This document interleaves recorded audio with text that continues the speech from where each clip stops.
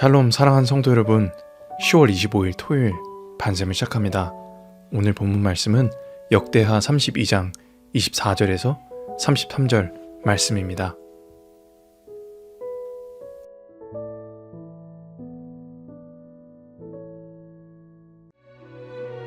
그때 히스기야가 병들어 죽게 되었으므로 여호와께 기도하매 여호와께서 그에게 대답하시고 또 이적을 보이셨으나 히스기야가 마음이 교만하여 그 받은 은혜를 보답하지 아니하므로 진노가 그와 유다와 예루살렘에 내리게 되었더니, 히스기야가 마음의 교만함을 뉘우치고 예루살렘 주민들도 그와 같이 하였으므로 여호와의 진노가 히스기야의 생전에는 그들에게 내리지 아니하니라. 히스기야가 부와 영광이 지극한지라.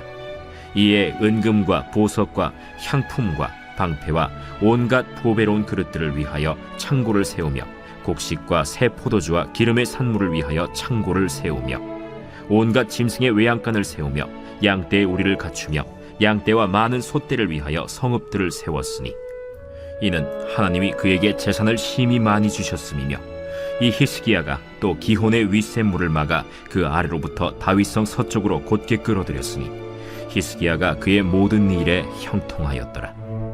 그러나 바벨론 방백들이 히스기야에게 사신을 보내어 그 땅에서 나타난 이적을 물을 때 하나님이 히스기야를 떠나시고 그의 심중에 있는 것을 다 알고자 하사 시험하셨더라. 히스기야의 남은 행적과 그의 모든 선한 일은 아모스의 아들 선지자 이사야의 묵시책과 유다와 이스라엘 열왕기에 기록되니라. 히스기야가 그의 조상들과 함께 누우매 온 유다와 예루살렘 주민이 그를 다윗 자손의 묘실 중 높은 곳에 장사하여 그의 죽음에 그에게 경의를 표하였더라. 그의 아들 므낫세가 대신하여 왕이 되니라.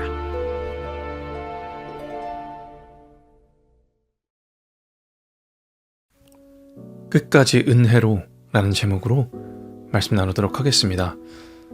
우리가 고난을 맞이하거나 고난의 위기가 있을 때는 누구나 알아차립니다. 병에 들고 일이 막히고 관계가 끊기면 지금 내가 어려운 시기를 지나고 있구나 깨닫습니다. 그래서 오히려 그때는 하나님께 더 매달립니다. 기도도 뜨거워지고 예배도 간절해집니다. 그런데 은혜 뒤에 위기가 따를 때가 있습니다. 모든 것이 잘 풀리고 병이 낫고 일이 형통할 때 은혜의 위기는 찾아옵니다. 겉으로는 평안해 보이지만 영적으로는 가장 위험한 순간입니다. 왜냐하면 그때 우리 마음속에 이 정도면 괜찮지 라고 하는 교만이 슬며시 들어오기 때문입니다. 오늘 본문에 히스기야의 생애가 바로 그랬습니다. 히스기야는 위기의 순간마다 하나님께 엎드렸던 사람입니다. 아수르 왕 사네립이 예루살렘을 공격했을 때 그는 백성과 함께 하나님께 간절히 기도했습니다. 하나님은 그 기도를 들으시고 천사를 보내셔서 아수르의 군사 18만 5천 명을 치셨습니다. 그 승리로 인해 유다는 구원을 받았고 히스기야는 하나님이 함께 하시는 왕으로 온 세상에 알려졌습니다. 근데 문제는 그 다음이었습니다. 그는 병이 들었고 죽음을 앞두고 하나님께 눈물로 간구합니다. 하나님은 그에게 15년의 생명을 더 주셨고 치유의 표적까지 주셨습니다. 여기까지는 완벽합니다. 히스기야의 인생은 기도의 사람, 은혜의 사람이었습니다. 그런데 바로 그 은혜 이후에 히스기야는 교만에 빠집니다. 하나님이 주신 생명을 자기 자랑으로 삼았고 하나님이 주신 부를 자기 힘으로 여겼습니다. 그가 병에서 회복된 이후에 바벨론 사신들이 찾아왔을 때 그는 그들에게 하나님이 하셨다가 아니라 내가 이렇게 이룬 것이다 처럼 행동했습니다. 하나님은 그 결과 그 교만을 책망하십니다. 성도 여러분, 하나님께 은혜를 받았다고 우리는 완성되는 것이 아닙니다. 끝까지 그 은혜를 지켜내야 합니다. 고린도전서 10장 12절에 그런즉 선줄로 생각하는 자는 넘어질까 조심하라. 히스기야는 선줄로 생각했을 때 넘어졌습니다. 그의 교만이 그 은혜를 덮을 뻔했습니다. 우리도 은혜를 받을 때보다 은혜 후에 더 조심하고 끝까지 그 은혜를 지켜야 할 줄 믿습니다. 24절에 보면 히스기야가 병들어 죽게 되었을 때 여호와께 기도하매 여호와께서 그에게 대답하시고 이적을 보이셨으나 히스기야는 한창 왕으로서 명성과 권세를 누리던 때에 죽을 병에 걸렸습니다. 아직 젊었고 나라를 잘 세워가는 한창일 때였습니다. 그런데 그 순간에 죽음이란 벽 앞에 섰습니다. 그때 하나님께 기도합니다.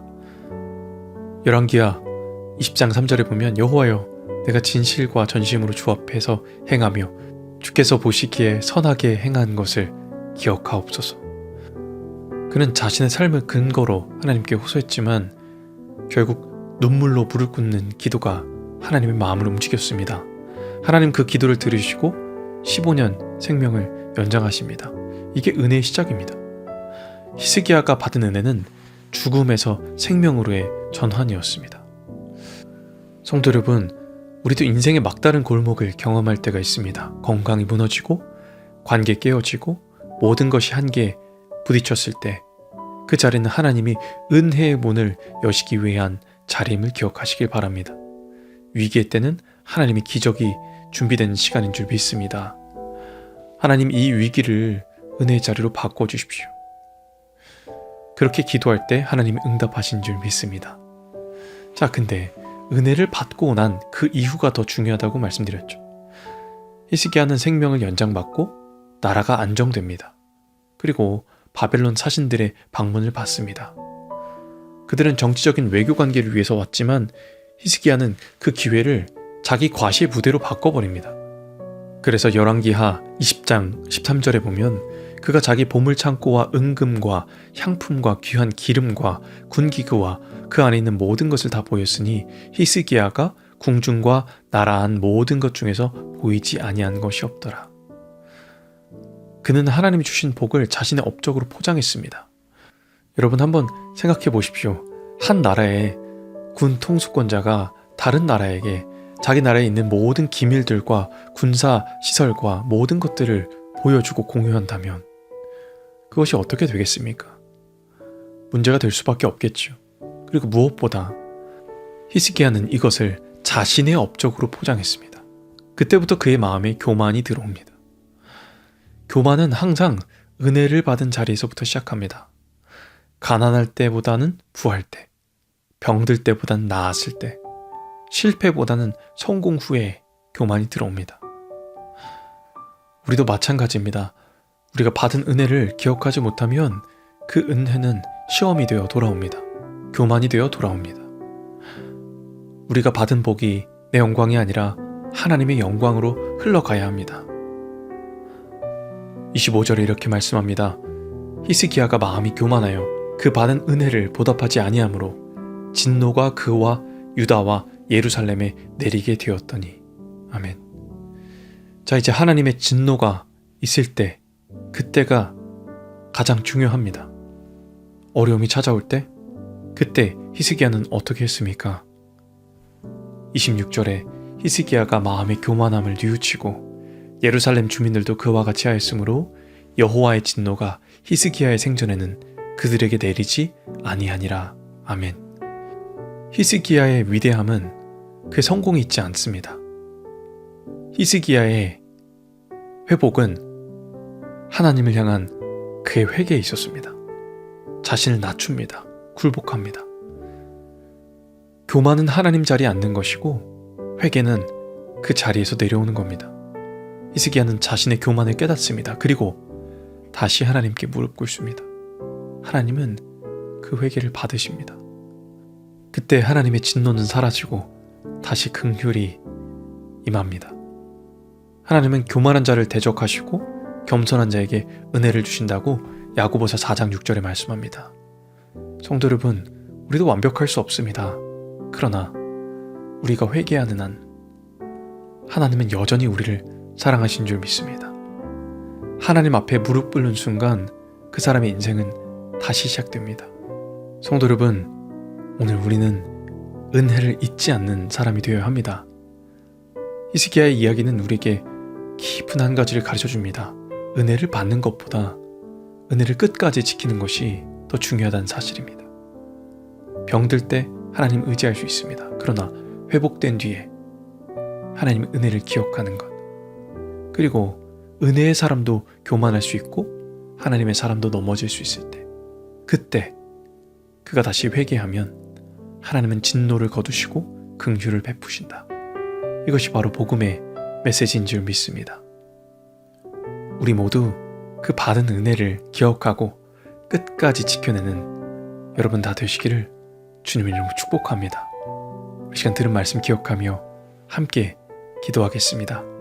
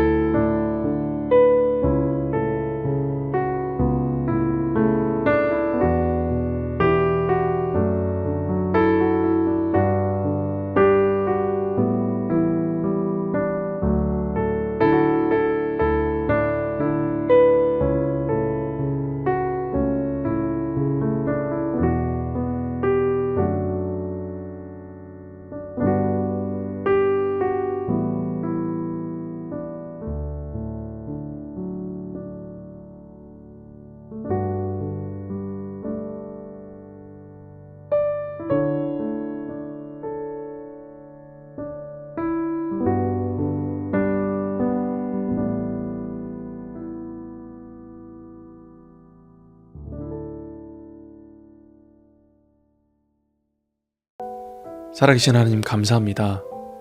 은혜로 시작했지만 때론 교만으로 흐를 때가 있었습니다. 위기의 때에는 주님을 붙들었지만 잘 되고 형통할 때는 나를 붙든 경우가 있었습니다. 오늘 히스기야의 말씀처럼 우리의 마음을 비춰봅니다. 주님, 우리가 받은 은혜를 잊지 않게 하여 주셔서 끝까지 은혜를 지키는 자 되게 하여 주시옵소서. 처음 은혜보다 끝의 은혜가 더 크기 원합니다. 시작보다 마칠 때 더 겸손하고 감사하고 하나님의 마음을 아는 하나님의 사람 되게 하여 주시옵소서. 감사합니다. 끝까지 우리의 은혜를 지키시는 예수 그리스도 이름으로 기도합니다. 아멘.